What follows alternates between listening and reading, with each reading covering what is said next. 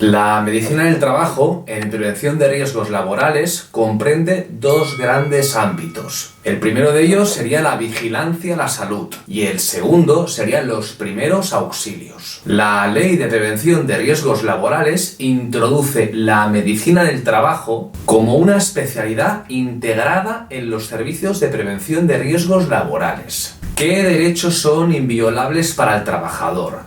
Pues en primer lugar, el derecho a la intimidad y a la confidencialidad de los datos médicos que le afecten. En segundo lugar, el derecho a ser informado sobre las pruebas que se le hayan realizado. También el derecho a ser informado sobre qué riesgos está expuesto por razón de su trabajo por cuenta ajena. Porque recordemos que si es por cuenta propia, ya es un autónomo, ya no es un trabajador. Y por lo tanto no se le aplicaría la Ley de Prevención de Riesgos Laborales. Que esto, muchas empresas contratan a falsos autónomos para ahorrarse la prevención de riesgos. Y por último, el derecho a la voluntariedad de la vigilancia de su salud, excepto si el trabajo es de especial riesgo. Si el trabajo es de especial riesgo, esa vigilancia en la salud será obligatoria. Imaginemos el desvanecimiento de un trabajador que está limpiando cristales de edificios a gran altura. Pues por mucho que vaya atado, si es propenso a desvanecimientos, pues esa persona mejor que haga otro trabajo. De exámenes sobre la salud tenemos de dos tipos: los de ingreso a la profesión y los de la vigilancia periódica, que estos últimos podrán ser trimestrales, semestrales o anuales, depende de la actividad que haga el trabajador.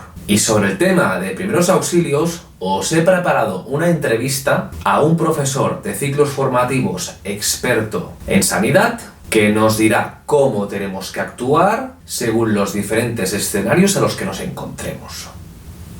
Vamos a verlo.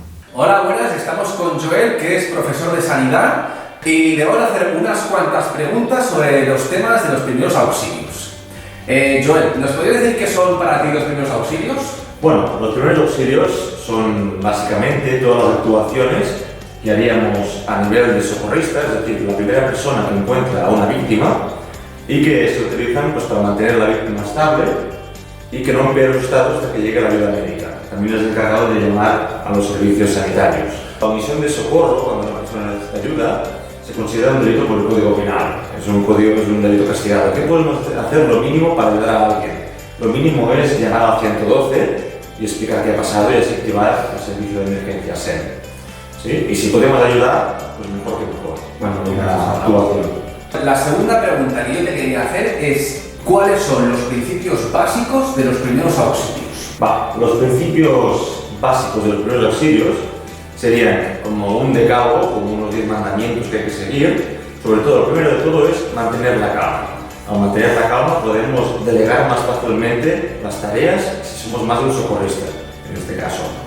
Por otro lado, comenzar por una evaluación general del entorno para detectar peligros y también del estado de la víctima. Sobre todo porque aquí lo que seguimos es las reglas PAS, que significan proteger, avisar y socorrer. Lo primero es proteger el entorno, a ti mismo sobre todo, y a la víctima. Avisar, 112, y tener muy claras las informaciones que debemos dar. Por ejemplo, dónde estamos, qué ha ocurrido, número de víctimas, gravedad de las víctimas y si aún hay peligros en el entorno que los servicios médicos o de emergencia tienen que tener en cuenta. Y socorrer, aquí es cuando entraríamos a hacer la evaluación de la víctima y también, la parte de socorrer es las maniobras necesarias para mantenerla estable.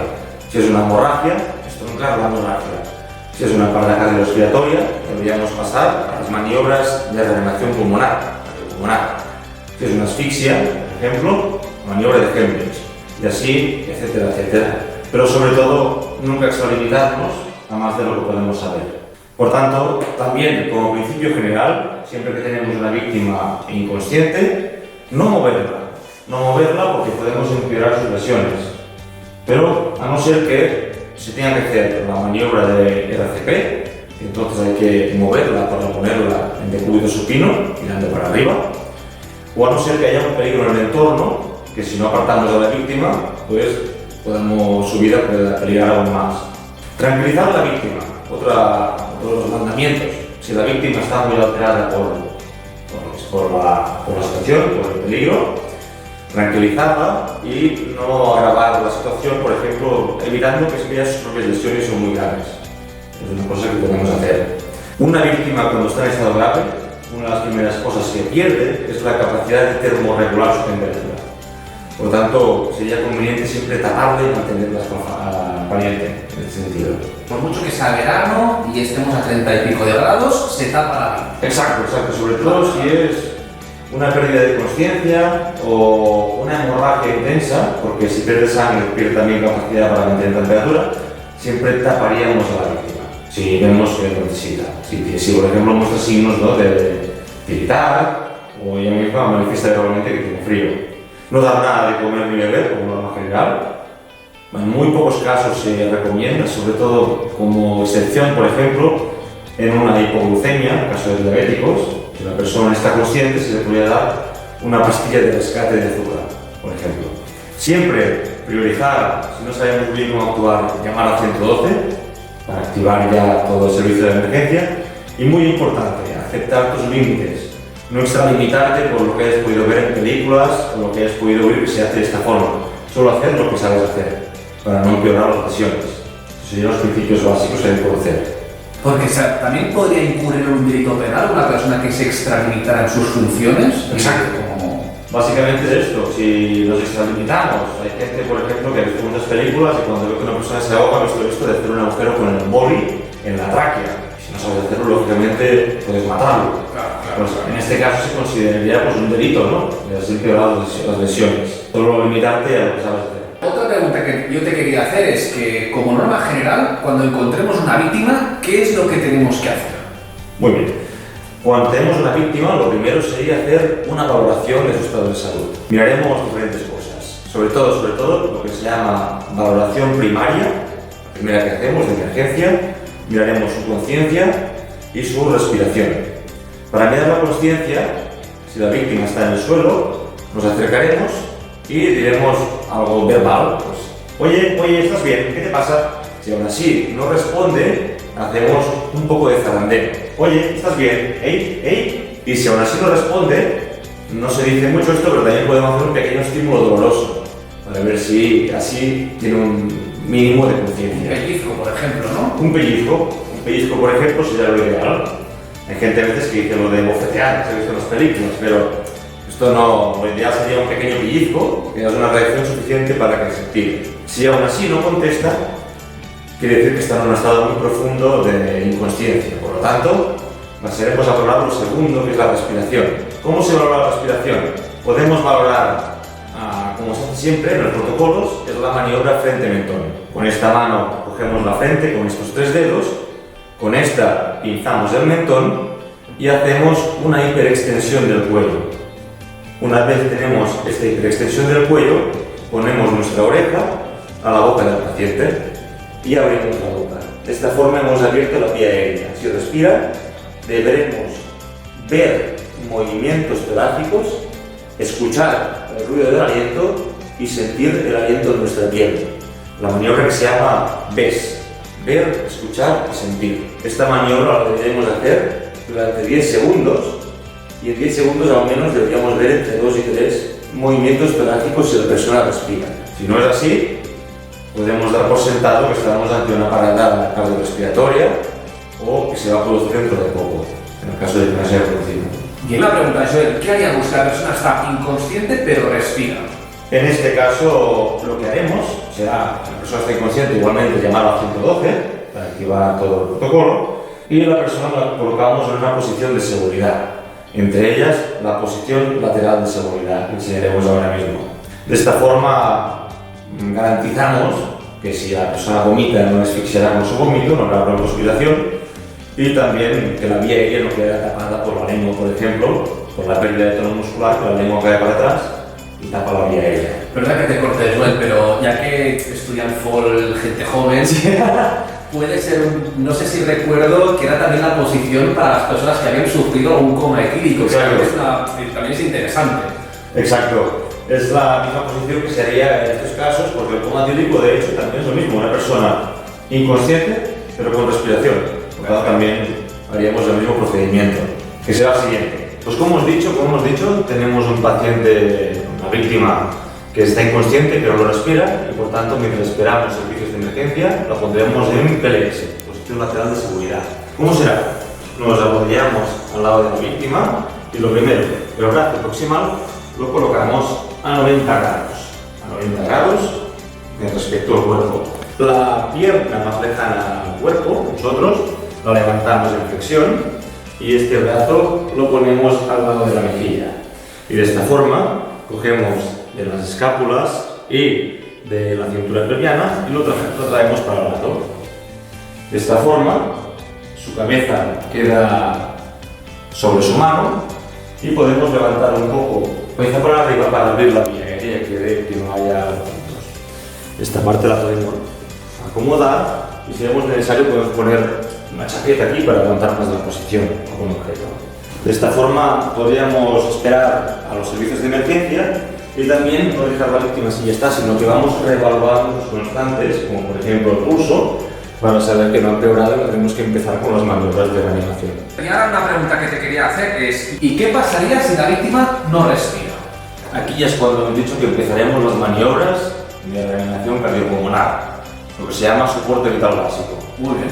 Soporte vital básico tiene 4 válvulas de la cadena, 4 eslabones de la cadena de supervivencia. Primero, el reconocimiento precoz de la parada cardiorrespiratoria, que en este caso es lo que hemos hecho de ver la maniobra frente-mentón.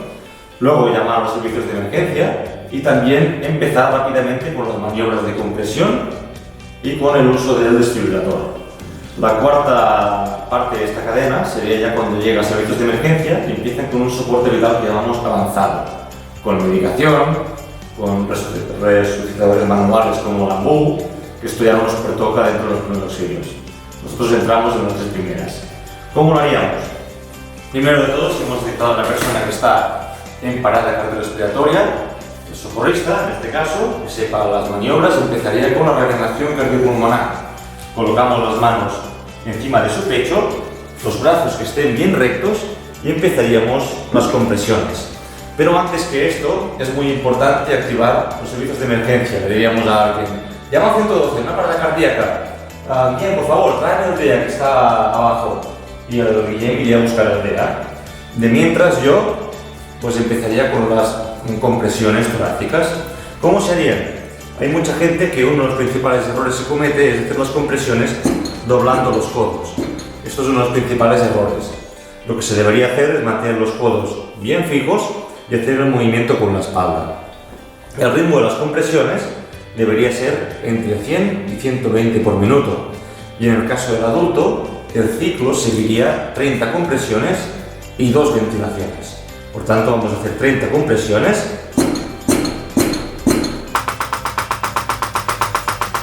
y las 2 ventilaciones.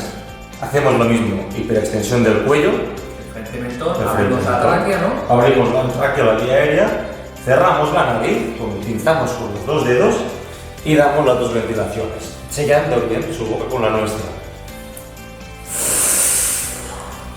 Estamos mirando para ver que haya movimiento torácico.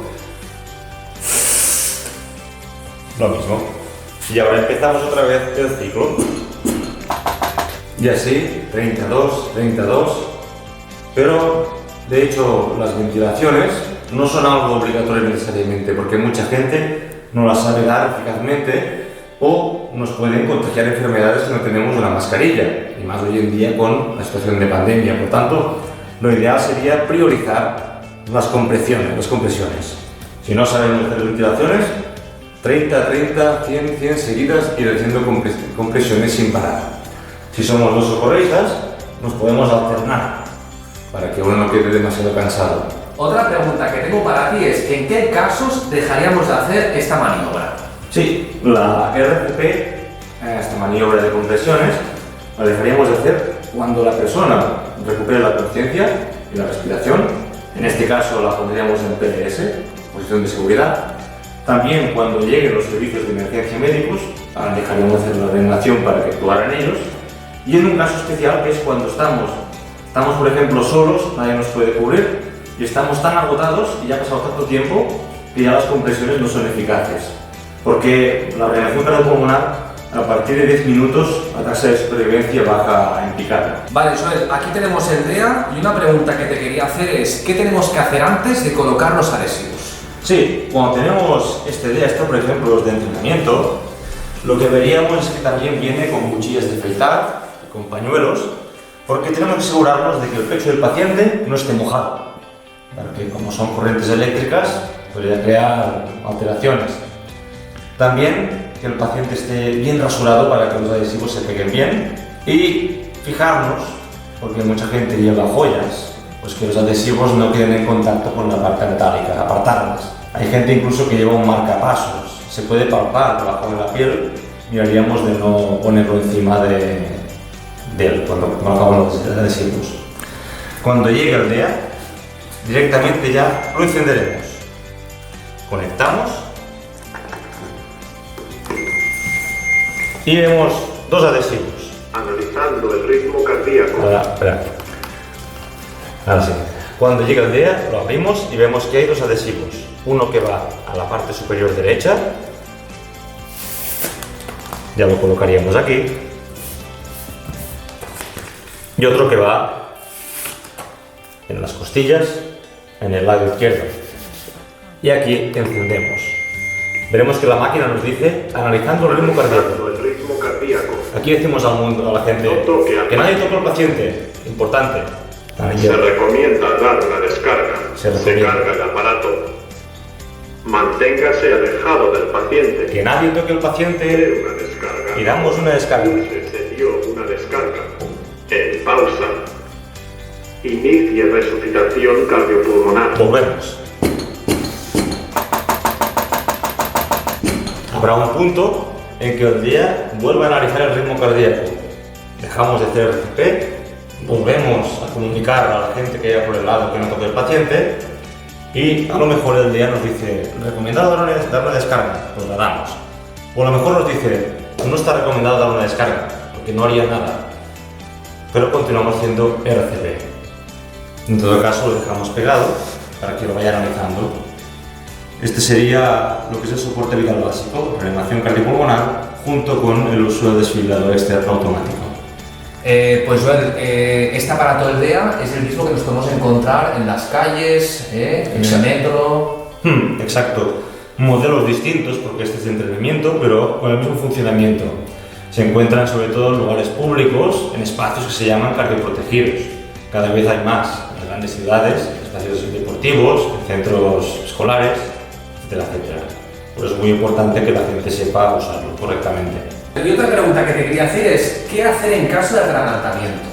Claro, esto es otro caso muy habitual en primeros auxilios, que se considera de emergencia también, que la vida corre un peligro inmediato. En este caso, lo primero es saber discernir entre lo que se llama una OACE, completa o incompleta. OACE quiere decir obstrucción de la vía aérea por un cuerpo extraño. Normalmente, el 90% de las veces es en la expresión de comer, ¿no? De estar comiendo y un atragantamiento. En los niños, pues otros motivos pueden ser con jugar con piezas muy pequeñas de los juguetes, etcétera. Lo primero, ¿cómo saber si una OACE es completa o incompleta? Incompleta quiere decir que el objeto extraño ha obstruido la vía aérea, pero no la ha tapado del todo. Por lo tanto, la persona aún podrá hacer el esfuerzo de toser y el esfuerzo de intentar hablar, al menos soltar algún gemido. ¿Sí? Entonces, en este caso, ¿cuál será la actuación? En este caso, no daremos ningún golpe en la espalda. Es lo que nos saldría inmediatamente hacer, por inercia, ¿no? Pero no lo haremos porque podemos convertir la OACE incompleta en completa. Si das un golpe en la espalda a alguien y el objeto se mueve, puede ser que se mueva hacia adentro, ¿no? Y lo peor. Exacto, puede ser que lo obstruya del todo. Y por lo tanto no lo haremos. ¿Qué haremos? Lo que haremos es estimular a la persona que tosa y que hable. Dile, tose fuerte, sácalo. Esto es lo que haremos como máximo y ir viendo pues, que no empeora la situación. Una OACE completa, el caso que tenemos ahora, es cuando la persona no puede hablar ni toser. Es la típica imagen que se queda así, con las manos al cuello y no emite ningún sonido, se le queda la cara blanca pasando el azul y empieza a sudar. Tenemos aproximadamente un minuto para actuar antes de que pierda la conciencia. Y aquí es donde entra la maniobra de Heimlich. Joel, este chaleco que me has puesto, explícanos, ¿qué es? Este chaleco es la armilla de Hemlich para practicar la maniobra, porque realmente esta maniobra no se puede practicar entre compañeros, porque nos duraría mucho el movimiento. Por lo tanto, hay estas armillas para la práctica, para entrenamiento. Esto simularía la tráquea, que es la vía aérea, este tubo de aquí, y estas bolitas serían lo que la obstruye. ¿Cómo empezamos la maniobra? Antes que aplicar las compresiones, tenemos que dar 5 golpes interescapulares. Lo que haríamos es coger a la víctima. Si la víctima está sentada, normalmente ella misma por el susto se pondrá de pie, pero si no, le decimos que se levante. Y la inclinamos un poco para adelante y damos 5 golpes en la espalda, interescapulares. Si el objeto... Suerte que quedan 5, que no da mal, ¿no? Ahora procederemos a las 5 compresiones típicas de Hemlich. ¿Cómo lo hacemos? En este caso vemos que el chaleco tiene un punto aquí de color blanco que representa el ombligo. Pondremos por detrás el dedo meñique del ombligo y contaremos 1 y 2 dedos o 3 dedos por encima. Y ya podemos poner nuestra otra mano delante. Esto representaría la boca del estómago y la otra mano cogería la primera. Y haremos un movimiento que tiene que ser hacia adentro y a la vez hacia arriba, como dibujando una J.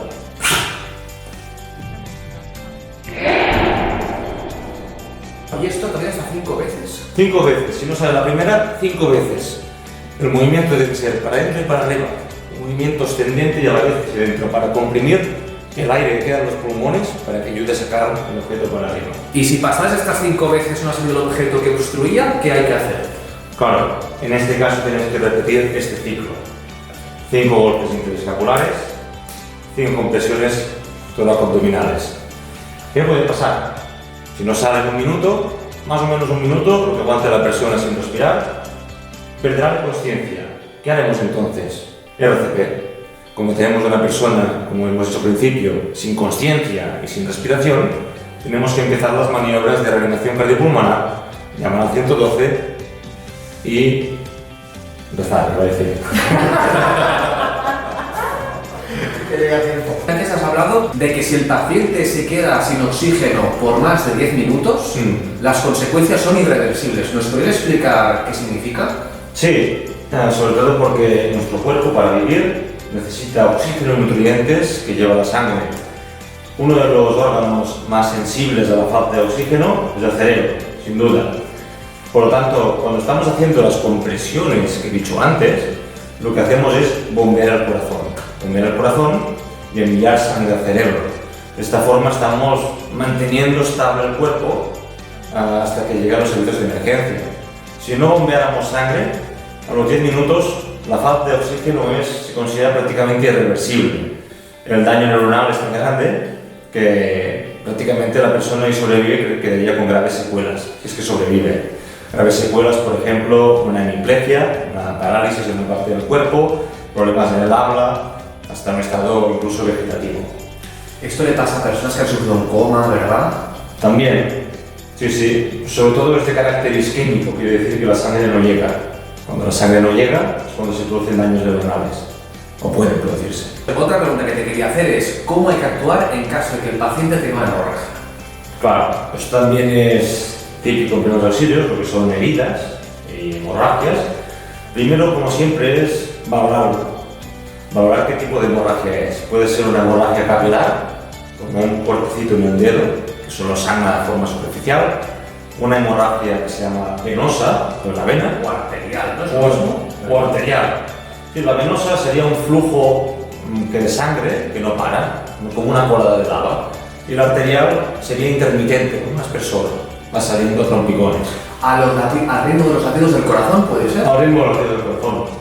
Y en este caso es la más grave, porque no pararía de ninguna forma, sino depende de la arteria, puede ser incluso por procedimiento quirúrgico o por presión. Lo que haremos será presión. Aquí, por ejemplo, tenemos un pequeño kit, tenemos tijeras, tenemos serum salino para limpiar, povidona iodada, que es para un antiséptico, es para drapo, vendas y gastos estériles. No siempre tendremos esto a nuestro alcance, por tanto, intentamos siempre tapar una herida pues, con un paño limpio, tan limpio como sea posible para no provocar infecciones. ¿Cómo lo haríamos? Vamos a hacer una demostración. Venga. Primero de todo, imaginamos una hemorragia en el antebrazo de una herida, trabajando, puede pasar. Las manos son lo que más utilizamos, por lo tanto la mayoría de heridas serían aquí. También puede ser otra parte del cuerpo, pero miraremos el antebrazo. ¿Qué haríamos? Primero de todo, Me subo la... sí, estás herido el antebrazo, pierdes sangre, has perdido sangre, tienes la tensión y lo primero que le puede pasar a una persona es se maree. Por lo tanto le decimos siéntate. Y como siempre, como seguimos el PAS, proteger, avisar y socorrer, lo primero es la autoprotección. Por la sangre es un punto de entrada de microorganismos que nos podemos infectar o nosotros a él. Por lo tanto, si tenemos la capacidad de guantes, es ideal ponerse guantes para trabajar. Guantes de látex, guantes de nitrilo. Ponemos guantes en el tiempo de ponerse el guante de ser sagrado. No. Nos ponemos guantes y siempre que sea posible una gasa estéril. Estéril será porque está cerrada en un sobre. Una gasa estéril o gasas estériles que podemos utilizar para aplicar presión en la zona de la herida. ¿Vale? Otra cosa que haremos, aparte de aplicar presión directa en la herida, es levantar el brazo por encima del corazón. De esta parte, por este motivo, la sangre cuesta más de que llegue por contra de gravedad y la hemorragia frenará. Vamos aplicando presión. Si vemos necesario, pues aplicamos más capas, pero otra norma sería nunca retirar la primera gasa, porque la primera gasa que se emana de sangre es la que hará de coágulo, hará de crosta y dejará el tapón hecho. Cuando esté la hemorragia parada, procederíamos a hacer un vendaje compresivo y llevar a la persona a un centro sanitario. Es decir, no haríamos el vendaje inmediatamente. Primero seguimos presionando durante un rato. Presionando durante un rato. De acuerdo. Que la hemorragia es arterial, que la hemorragia no para, ni con presión. Aparte de la presión directa, también miraremos de aplicar presión en la arteria del brazo, la humeral, que es la que hay debajo del... La vamos a obstruir para que no llegue tanta sangre. No llegue tanta sangre. Aparte de aplicar presión, vamos a obstruir. Yo aquí ya lo estoy palpando, incluso siento el pulso, y si tenemos un rato apretando, notaríamos que va parando. Y yo me notaría el hormigueo en el brazo. El hormigueo en el brazo. Exacto. Este sería el procedimiento general, en una hemorragia. Otro procedimiento, si no es una hemorragia, es una herida normal y corriente, los procedimientos serían primero limpiar la herida, limpiarla con suelo o agua limpia directamente a chorro. Por este motivo, si por ejemplo fuera una caída en el suelo, que está la herida llena de arena y de piedrecitas, sería quitar los cuerpos extraños. Luego pasaríamos a aplicar un desinfectante, un antiséptico, un desinfectante que se puede aplicar encima de la piel. Por ejemplo, povidona iodada. Aplicamos el antiséptico y dejamos la gasa puesta y lo mismo, una vuelta de vendaje y con esparadrapo, queremos la herida cerrada. Siempre es lo mismo, limpiar, desinfectar y tapar para no empeorar las lesiones. Hemos hablado de las hemorragias visibles, pero también hay hemorragias que no se ven, las internas. ¿Qué nos puedes decir al respecto? ¿Una caída? Sí. ¿En alguna situación así? Claro, estas hemorragias son las peores porque no puedes aplicar presión en ningún momento y solo puedes detectarlas a través de signos indirectos que ves en el paciente. Cuando la persona tiene hemorragia interna, una caída sobre todo, lo que más sangran son los órganos internos. A veces es típico que se siga como el hígado o siga directamente en un pulmón, una caída. ¿Cómo lo veríamos? Si es abdominal, podríamos apreciar un abultamiento abdominal y cuando palpamos, la persona manifiesta un gran dolor. Además, también las constantes vitales. Si una persona tiene una hemorragia interna, su piel empezará a palidecer, su conciencia cada vez llegará a un punto más bajo hasta llegar a perderla y las constantes como el pulso o respiración harán una evolución muy extraña. Empezarán subiendo para compensar la falta de sangre pero cuando el cuerpo llega a un punto que no puede aguantar más, claudicará. El corazón se dice que claudica y las constantes empiezan a bajar en picado. ¿Qué veríamos? Primero, una frecuencia cardíaca por encima de 100 al minuto, que se llama taquicardia, y con la evolución de esta hemorragia interna iríamos viendo cómo decae incluso por debajo de 60, que se llama la bradicardia. Antes yo me llama la atención que has dicho que la sangre regula la temperatura corporal. En el caso de la hemorragia interna, ¿también veríamos una disminución de la temperatura o no tiene por qué? Exacto, sí, sobre todo la persona empezaría a manifestar frío, tiritaría, cuando aún esté consciente. Por tanto, sería importante taparla, llamar rápido 112 explicando lo sucedido, una caída y los síntomas, ellos sabrán directamente de lo que se trata. Y para evitar, por ejemplo, vómitos o broncoaspiraciones, la colocaríamos en la posición de seguridad que hemos visto al inicio. En este caso, dentro de los primeros auxilios, no está en nuestra mano hacer nada más que esto: dejarlo en la posición de seguridad, comprobar las constantes. ¿Por qué? Porque si llega a un punto que no detectamos pulso, quiere decir que tenemos que empezar con las maniobras de reanimación, y taparla para evitar la pérdida de calor. Otra pregunta que te quería hacer, Joel, en ese tema de prevención de riesgos laborales, es ¿qué hacer en caso de quemadas? Una quemadura, como siempre en los primeros auxilios, lo primero es valorar la gravedad. Una quemadura, la gravedad se valora dependiendo de la profundidad, las capas de piel que ha eliminado, y la extensión del cuerpo. Normalmente se mide la extensión por tantos por cientos. Por ejemplo, la cabeza es un 9%, los brazos y las piernas cada una son un 18%, y el torso, pues lo que queda. Como norma general, cuando tenemos una quemadura, por ejemplo, en el brazo, lo que haríamos sería retirar la ropa, pero si vemos ropa que está pegada a la herida, no tenemos que retirarla, porque dejaríamos expuestas las capas más internas de la piel y por tanto el riesgo de infecciones que hay. Lo que haríamos si la quemadura fuera visible y fuera de una extensión muy grande, sería aplicar agua fría a chorro. Agua fría a chorro para bajar la temperatura del cuerpo, esta parte que está caliente y muy inflamada, y luego coger lo mismo como he hecho antes con las hemorragias, unas gasas limpias, y cubrir la zona de la quemadura con gasas limpias. A lo mejor podemos incluso poner, si tenemos un poco de pomada específica como Furacin para quemaduras de primero, segundo, tercer grado, hacer un vendaje y llevarle a un centro sanitario. Si la quemadura, por ejemplo, englobara una quemadura muy grande, toda la extensión del brazo, toda la extensión de la pierna, aquí tenemos una quemadura que está entre el 20 y 30% de la superficie corporal. Estas quemaduras se consideran muy graves y pueden producir la muerte de la persona. En este caso, llamamos directamente al 112. Directamente necesitan al 112 para que lleguen. Una quemadura, ¿cuál es el riesgo? Lo que hace una quemadura es producir una gran pérdida de líquido del cuerpo. El líquido sale del cuerpo evaporado, debajo de la piel, y por otro lado el riesgo de infección que hay, porque toda esta integridad de la piel ha quedado expuesta a bacterias, y todo lo que esté a su alrededor. Este es el principal objetivo. Las peores quemaduras que se pueden considerar son las que afectan a la vía aérea, las que afectan a la zona de la cara. ¿Por qué? Porque la inflamación puede producir asfixia. Toda esta zona, cuando está quemada y herida, como se inflama, a la persona le puede costar respirar. Y además puede ser que haya inhalado gases tóxicos. Por tanto, son las más peligrosas.